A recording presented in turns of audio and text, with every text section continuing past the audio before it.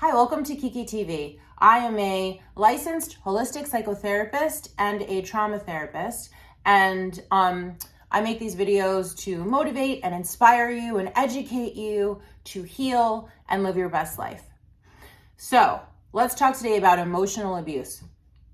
Emotional abuse is insidious because at first you meet a wonderful person who's kind and generous and loving and thoughtful, and this person could seem to be the love of your life, but after a while, once they've got you, they start being mean and abusive. And what the abuse victim thinks is that the abuser, like the mean part of them, is not who they really are. Who they really are is the nice, loving, kind, gentle, generous, thoughtful partner, right? But that is the lie. And the truth is that they're horrible. And slowly but surely, you only have a relationship with the horrible part of the abuser because the loving, kind, generous part was a lie. And I saw a metaphor for this.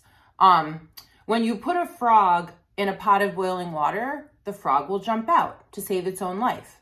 But if you put a frog in a pot of water and slowly turn up the heat and slowly move to boil, the frog will get used to the boil and the frog will not jump out and the frog will die.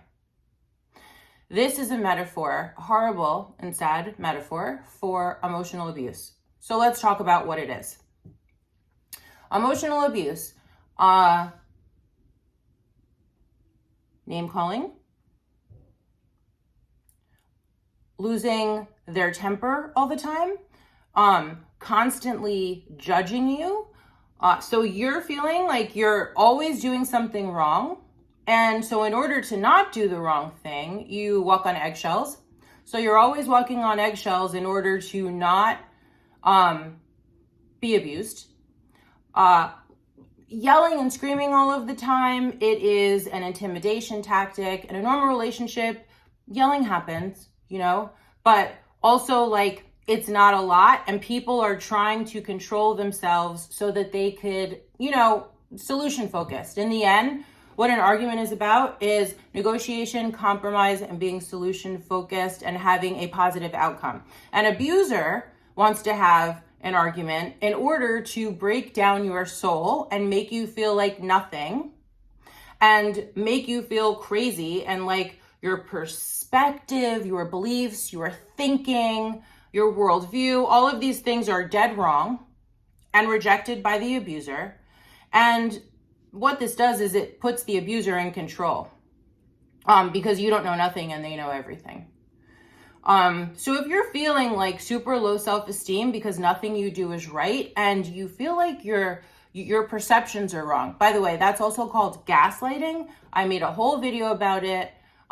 Please go check that out. But it's when the abuser tells you that your perception of reality is wrong. That didn't happen. I didn't say that. I didn't do that. What are you talking about? I was just joking. If you're being humiliated,